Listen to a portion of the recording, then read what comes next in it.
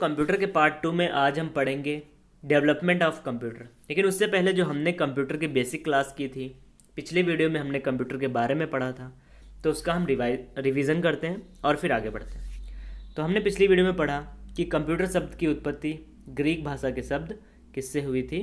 Compute से हुई थी। कंप्यूट का मीनिंग क्या होता है? गणना करना, मतलब कैलकुलेशन करना। तो क्योंकि कंप्यूटर गणना करता था इसीलिए हम इसको क्या बोलते हैं? संगणक कहते हैं, है ना। ये बात आपको याद रखनी है। फिर अब हम कंप्यूटर की बात कर रहे हैं तो इसको बनाया किसने है? तो कंप्यूटर के जनक दोस्तों चार्ल्स बेबेज जी हैं। इनका जन्म इंग्लैंड में हुआ है। और कब हुआ था? 1791 में। और मृत्यु 1871 में। दोस्तों इन्होंने कितने इंजन बनाए थे? इन्होंने 2 इंजन बनाए। कितने? 2 इंजन। पहला था डिफरेंस इंजन, दूसरा एनालिटिकल इंजन।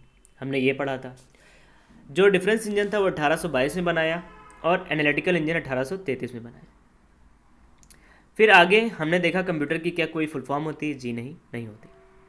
फिर हमने इसकी डेफिनेशन देखी कि कंप्यूटर एक इलेक्ट्रॉनिक डिवाइस है जो कि अर्थमेटिक और लॉजिकल जो क्रियाएं होती हैं, गणना होती है, ऑपरेशंस होती हैं, वो ये काम करता है। अब जो सबसे इम्पॉर्टेंट था वो ये था कि कंप्यूटर का काम क्या है।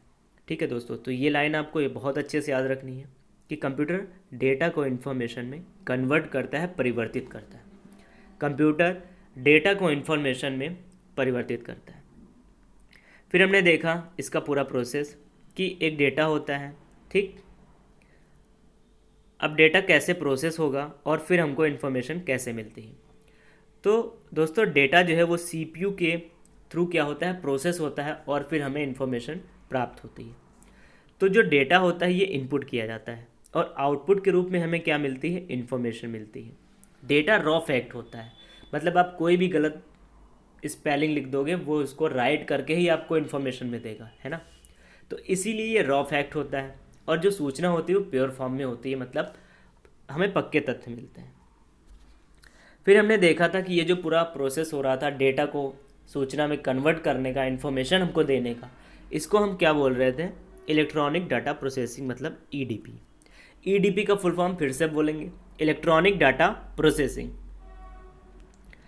अब दोस्तों जिसने प्रोसेस का काम किया है सीपीयू, सबसे इंपॉर्टेंट पार्ट है इस चैप्टर का, क्योंकि यहाँ से बहुत ज़्यादा क्वेश्चन पूछे जाते हैं। तो अब हम सीपीयू के बारे में पढ़ेंगे। तो दोस्तों जो सीपीयू है ये क्या है? ये जो प्रोसेस का काम किसने किया था? सीपीयू द्वारा किया गया था, है ना। अब इसके अलग अलग नाम भी हैं। इसको हम क्या बोलते हैं? प्रोसेसर बोलते हैं, माइक्रो प्रोसेसर बोलते हैं, माइक्रो चिप कहते हैं। ये इसके अलग अलग नाम हैं, ये आपको याद रखने हैं। अब सीपीयू कितने पार्ट्स में डिवाइड है? तो सीपीयू के कितने पार्ट हैं दोस्तों? तो सीपीयू के 3 पार्ट हैं, ठीक है। ये तीनों ही हम देखेंगे, एएलयू, सीयू और मेमोरी यूनिट। एएलयू, सीयू और मेमोरी यूनिट। एएलयू का फुल फॉर्म आपको पता है? बताइए। चलिए अब हम पढ़ते हैं जो भी इसके पार्ट है उसके बारे में। एएलयू क्या करता है दोस्तों? एएलयू के बारे में हमने देखा था कि ये मैथमेटिकल ऑपरेशन कर रहा था, मतलब गणितीय जो भी क्रियाएं थी वो कर रहा था। और इसका फुल फॉर्म क्या होता है? अर्थमेटिक लॉजिक यूनिट, ये इसका फुल फॉर्म होता है। आगे हमने सीयू की बात की थी, कंट्रोल यूनिट। कंट्रोल यूनिट क्या करता है? ये इनपुट से आउटपुट के मध्य जो भी सिग्नल होते हैं उनको कंट्रोल करता है, नियंत्रित करता है। फिर हमने मेमोरी यूनिट की बात की, ये स्टोर करेगा, मतलब जो इनपुट से आउटपुट के बीच में जो भी हमको मिल रहा होगा ना, उसको ये स्टोर ही तो करेगा। मेमोरी क्या करती है? स्टोर करने का काम। और इस पूरे को, मतलब इस सीपीयू को हम क्या बोलते हैं? कंप्यूटर का ब्रेन कहते हैं। जो भी कंप्यूटर काम कर रहा है वो इसके थ्रू ही करेगा। और सीपीयू का फुल फॉर्म बताइए। तो इसका फुल फॉर्म क्या होता है? इसका फुल फॉर्म होता है सेंट्रल प्रोसेसिंग यूनिट। ये आपको याद रखना, बहुत पूछा जाता है। चलिए फिर हमने देखा था कि जो डेटा था, सबसे पहले जो रॉ फैक्ट था जो हम इनपुट कर रहे थे, वो कितने प्रकार का होता है? तो वो 2 प्रकार का होता है, न्यूमेरिक डेटा और अल्फ़ा न्यूमेरिक। न्यूमेरिक में हम नंबर्स की बात करते हैं और अल्फ़ा न्यूमेरिक में नंबर और एबीसीडी सब कुछ आ जाता है, ठीक। अब हम अपना चैप्टर स्टार्ट करते हैं। तो हमारा चैप्टर है दोस्तों डेवलपमेंट ऑफ कंप्यूटर। तो सबसे पहले हम बात करते हैं किसकी? अबेकस की। अबेकस दोस्तों ये संसार का पहला गणना यंत्र है, अबेकस, जिसका यूज चीन में हुआ था, ठीक है। और इसको किसने बनाया? तो इसको भाई साहब टिम क्रेमनर ने बनाया था। ये आपको नाम याद रखना है कि अबेकस का आविष्कार टिम क्रेमनर ने किया, ठीक। ये केवल गिनती करता था, ये भी आपको याद रखना है। आगे बात करते हैं किसकी, पास्कलाइन की। तो दोस्तों पास्कलाइन जो है इसको ब्लेज पास्कल ने बनाया। कब बनाया था? 1642 में। ठीक है, अब ये काम क्या करता था? तो ये प्लस माइनस करता था, इसीलिए इसे हम एडिंग डिवाइस कहते हैं। ये ठीक है, इसे हम एडिंग डिवाइस कहते हैं, जोड़ने वाली मशीन कहते हैं। अगला जो दो इंजन है वो आप पढ़ चुके हैं, फिर भी जान लीजिए। एक तो डिफरेंस इंजन और दूसरा एनालिटिकल इंजन।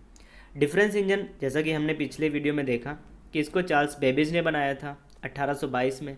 ठीक है, कब बनाया था? 1822 में। और एनालिटिकल को चार्ल्स बेबेज ने बनाया था 1833 में। ये दोनों ही हमने पढ़ रखे हैं, तो इसमें कोई डाउट नहीं होगा। अब जो मेन है मार्क फर्स्ट, ठीक है, मार्क फर्स्ट कंप्यूटर काफ़ी इंपॉर्टेंट है। तो ये दोस्तों 1937 से बनना स्टार्ट हुआ और 1944 में ये जाके कंप्लीट हुआ। अब इसको किसने बनाया था? तो इसको हार्वर्ड आइकन ने बनाया। जो हार्वर्ड आइकन थे ये दोस्तों आईबीएम में काम करते थे। कई बार आईबीएम का फुल फॉर्म भी पूछा जाता है, तो इसका फुल फॉर्म होता है इंटरनेशनल बिजनेस मशीन। ये कब फाउंड हुई थी? तो दोस्तों ये 16 जून 1911 में फाउंड हुई। इसका हेडक्वार्टर न्यूयॉर्क में है।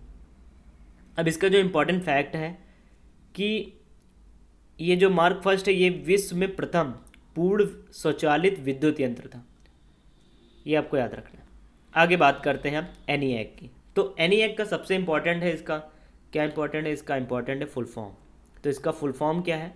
तो दोस्तों इसका फुल फॉर्म है electronic numerical integrator and calculator. एक बार फिर से बोलेंगे, electronic numerical integrator and calculator. इसका आविष्कार 1946 में हुआ। अब किसने बनाया था ये बात आपको याद रखनी है। जेपी एकर्ट एंड जॉन मॉचली ने एनीएक को बनाया।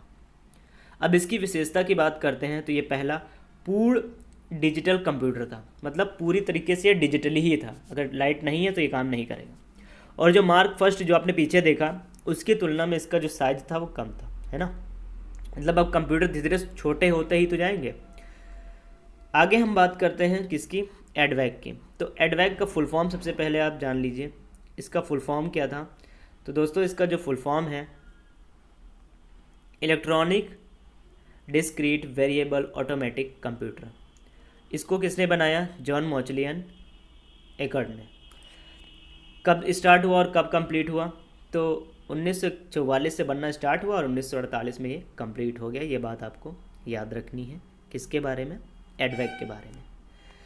फिर दोस्तों जो एनीएक था जो पीछे हमने देखा उसमें स्टोरेज नहीं थी, मतलब उसमें कोई भी काम है अगर आप करें तो स्टोरेज नहीं थी, स्टोर नहीं होगा, मतलब जहाँ से आप छोड़ेंगे वहाँ से आपको दोबारा नहीं मिलेगा वो। तो प्रोग्राम के लिए, जबकि मतलब जो भी आपका प्रोग्राम आप जो भी कर रहे हो उसके लिए उसमें बिल्कुल स्टोरेज नहीं थी। लेकिन जो ये एडवैक था इसमें स्टोरेज थी, बस यही इसकी खासियत थी, इसमें स्टोरेज बना दी गई थी।